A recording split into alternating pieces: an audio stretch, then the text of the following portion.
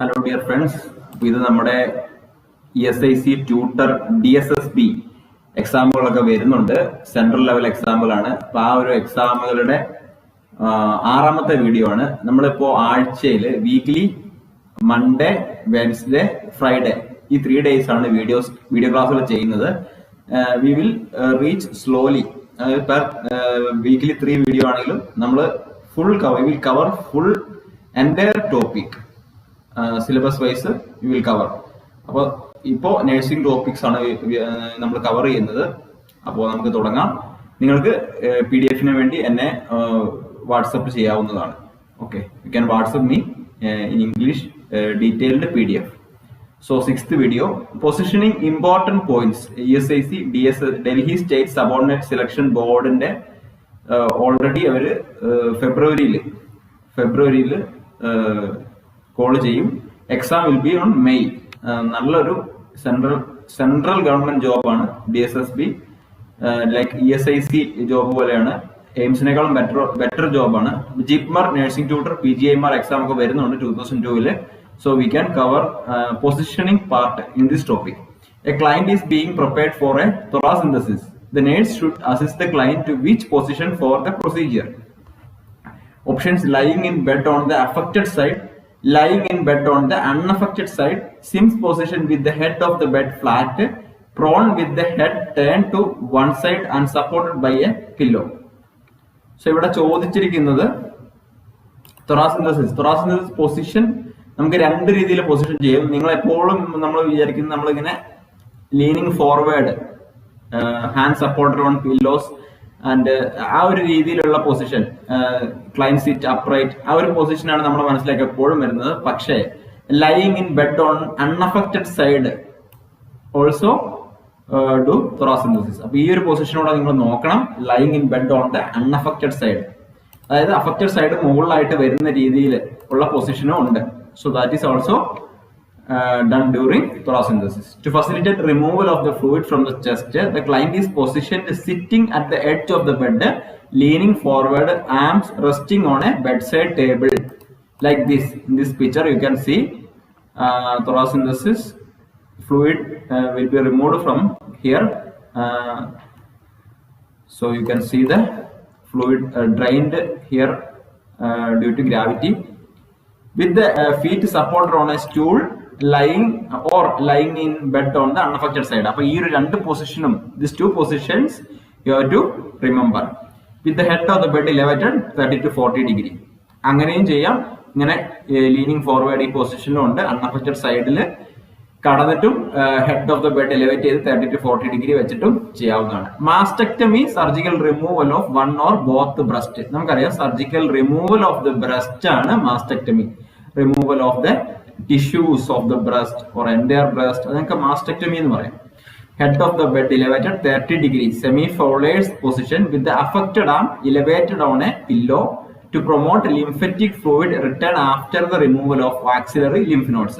അപ്പൊ നമ്മളിവിടെ ശ്രദ്ധിക്കേണ്ട കാര്യം, ഇപ്പൊ head of the bed elevate ചെയ്യണം 30 degrees and with affected arm elevated. ഇപ്പൊ റൈറ്റ് ബ്രസ്റ്റ് ആണ് റിമൂവ് ചെയ്തെങ്കിൽ റൈറ്റ് ഹാൻഡ് എലിവേറ്റ് ചെയ്യുക, എലിവേറ്റഡ് ഓൺ എ പില്ലോ. അപ്പൊ lymphatic fluid also return after the ആ ഒരു ആക്സിലറി ലിംഫ് നോഡ് റിമൂവ് ചെയ്യുമ്പോൾ lymphatic ഫ്ലൂയിഡും ഗ്രാവിറ്റിയിൽ പോലെ നമുക്ക് ആ ഒരു ഡ്രെയിൻ ആയി പോകുന്ന fluid, lymphatic fluid also collecting. So turn the client only to the back and the unaffected side. Unaffected means right breast ചെയ്തെങ്കിൽ ലെഫ്റ്റ് സൈഡ് അൺഅഫക്റ്റഡ് ആണ്. അപ്പൊ ലെഫ്റ്റ് സൈഡിലേക്ക് തിരിഞ്ഞു കിടക്കാനും ബാക്കിലേക്ക് തിരിഞ്ഞു കിടക്കാനും പറ്റും. Lithotomy position, it is perineal and vaginal procedures during child birth. During child birth ഏതാണ്? ലിത്തോട്ടമി പൊസിഷൻ ആണ്. പെരിനിയൽ പ്രൊസീജിയേഴ്സ് ഇപ്പോ വജൈനൽ എക്സാമിനേഷൻ ചെയ്യുന്നു, വജൈനൽ പ്രൊസീജിയേഴ്സ് ചെയ്യുന്നു, അതൊക്കെ ലിത്തോട്ടമി പൊസിഷൻ ആണ്. ഡ്യൂറിംഗ് ചൈൽഡ് ബർത്തിൽ ലിത്തോട്ടമി പൊസിഷൻ ആണ്. Lying back, leg flexed 90 degree at your hips. Lying back, leg flexed 90 degree at your hip. So that is lithotomy position. Hypophysectomy, a surgery done to remove the pituitary gland. Hypophysectomy is the surgery to remove the pituitary gland. But hypophysectomy എന്താണ്? Remove the pituitary gland. അപ്പൊ ട്രാൻസ്ഫിനോയിഡൽ ഹൈപ്പോഫൈസെക്ടമി എന്ന് പറയുന്നുണ്ട്. അതാണ് surgical അപ്രോച്ചിനെ പറയുന്ന പേരാണ്, neuro surgery procedure ആണ് ട്രാൻസ്ഫിനോയിഡൽ ഹൈപ്പോഫൈസെക്ടമി. Hypophysis എന്ന് പറയുന്നത് പിറ്റ്യൂട്ടറി ഗ്ലാൻഡ് ആണ്. The pituitary gland is taken out through your nose via sphenoid sinus. അപ്പൊ ആ പിറ്റ്യൂട്ടറി ഗ്ലാൻഡ് റിമൂവ് ചെയ്യുന്നു. ഇപ്പൊ സാധാരണയായിട്ട് പിറ്റ്യൂട്ടറി അഡിനോമ എന്നുള്ള നോൺ ക്യാൻസറസ് ട്യൂമറസ് ചെയ്യുന്ന സർജറിയുടെ പേര് ട്രാൻസ്ഫിനോയിഡൽ ഹൈപ്പോഫൈസെക്ടമി ആണ്. അപ്പോൾ അത് എന്താണ്, ട്രാൻസ്ഫിനോയിഡൽ അപ്രോച്ചിലൂടെയാണ് ചെയ്യുന്നത്. അപ്പൊ നിങ്ങളിപ്പോ DMEക്ക് വേണ്ടി കുറെ പഠിച്ചു കഴിഞ്ഞിട്ടുണ്ട്. അപ്പൊ ഈ ഒരു പഠനം നിങ്ങൾ കണ്ടിന്യൂ ചെയ്യുക. If you are wishing to become a government nurse, നിങ്ങൾക്കറിയാം പ്രൈവറ്റിലൊക്കെ എത്രമാത്രം ബുദ്ധിമുട്ടുണ്ട് വർക്ക് ചെയ്യാൻ. If you are planning to become a government nurse, please continue study. Otherwise, you will become a private nurse only. For a private hospital, you know the difficulties. I have worked 10-15 years in private hospitals. I have done so many night duties, sleepless night duties. Even a single minute we cannot sleep. You know that very well. Even a single second we cannot close our eyes, because that is very difficult to continue private hospitals more than 10 years, 15 years, like that. If you are planning to go abroad, okay, at least you will get enough salary from abroad. But in our India, very low salary, and your working schedule is very difficult to manage. If you're a private nurse, you know that very well. Like NABG accredited hospitals in Delhi, I have worked many years. I know the difficulties. So please continue your studies. Otherwise, you will be in a very dangerous situation. I can tell you like that. But anyway, you continue your studies. Otherwise, you can adjust with the private once you are able to continue your duties, and after 10 or 15 years you will get promotions in private hospitals. Then it is okay. It is up to you. Anyway, please continue your studies. If you are studying still, you are looking for a government job. If you are attend already last DME or DHS exams, please try for central government exams. Okay, hypophysectomy, you know that very well. I am explained here. Position: elevate the head of the bed to prevent increased ICP. അപ്പോൾ elevate ചെയ്യുക, അപ്പോൾ head of the bed elevate ചെയ്യുക to prevent increased ICP. Increased ICP കുറയാൻ വേണ്ടി head and elevate ചെയ്യുക. Thyroidectomy, semi-fowlers to fowlers position to reduce swelling, edema in the neck area. You know that thyroid gland remove ചെയ്യുകയാണ് semi-fowler to fowler position. Semi-fowler means 35 to 45 degree, 30 to 45 degree head and elevated.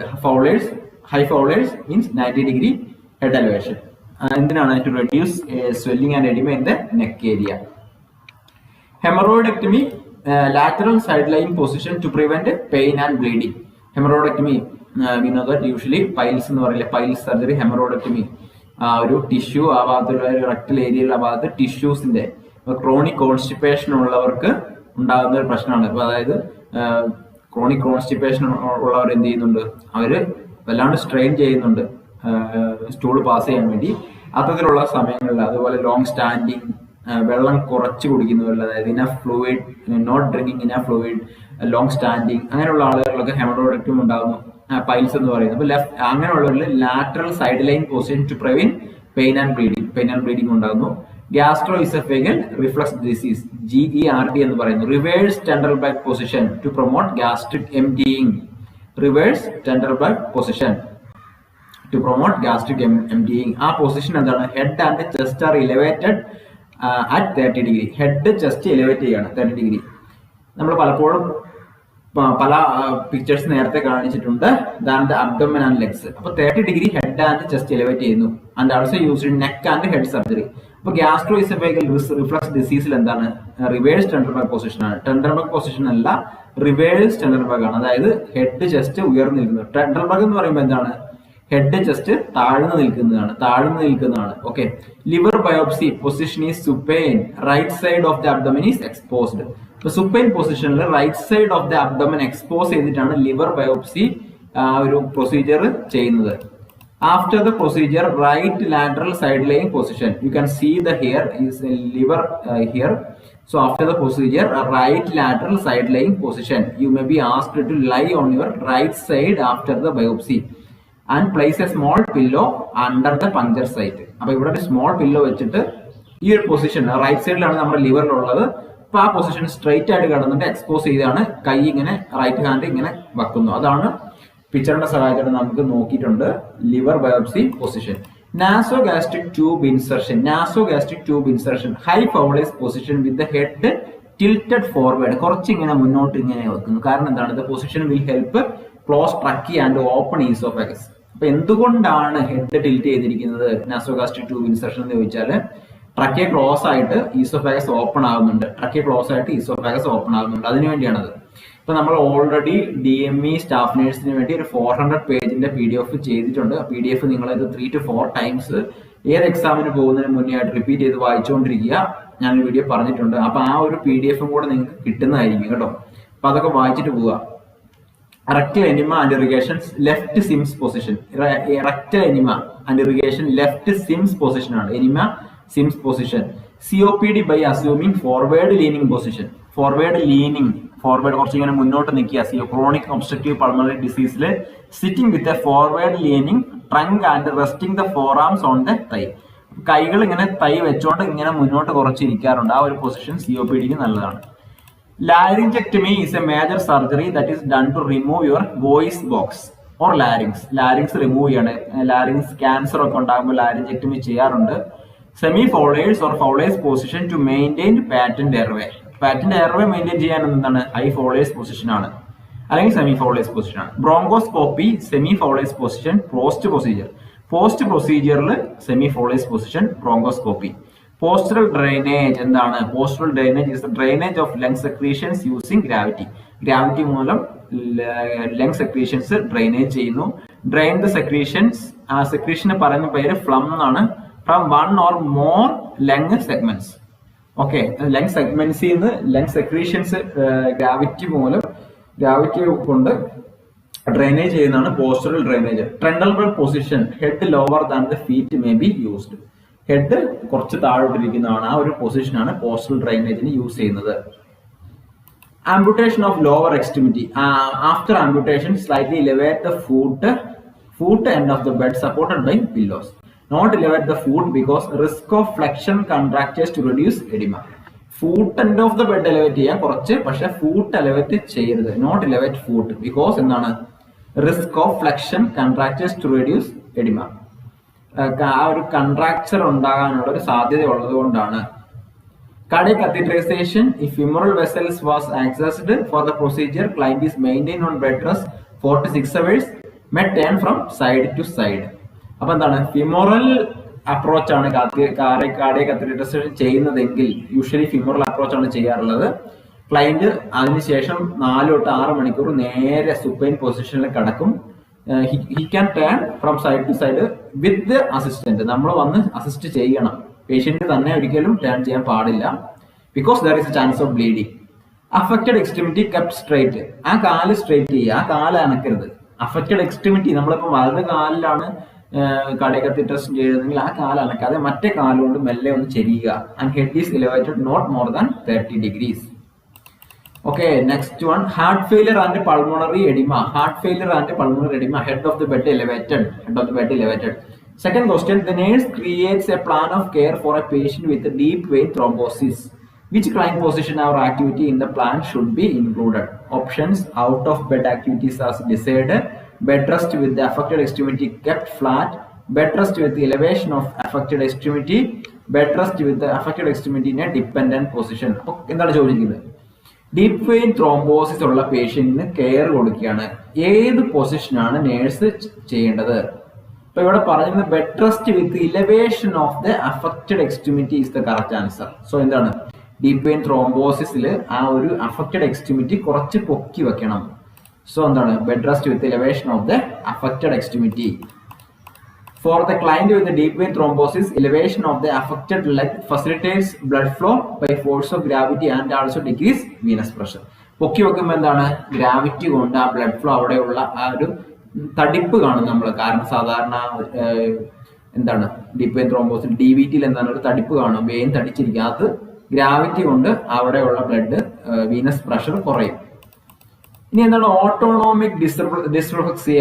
Autonomic dysreflexia and that position is an abnormal overreaction of the involuntary autonomic nervous system stimulation. എന്താണ് autonomic ഡിസ്ഫക്സിയ? It's an abnormal overreaction of the involuntary nervous system stimulation. Nervous system stimulation ആണ്, involuntary ആണ്. This reaction may include change in heart rate, excessive sweating, high blood pressure. അപ്പോൾ ഈ 3 സാധ്യതകളുണ്ട് autonomic ഡിസ്ഫക്സിയയിൽ. ഏതൊക്കെയാണ്? Change in heart rate change വരും, excessive sweating വരും, high blood pressure വരും.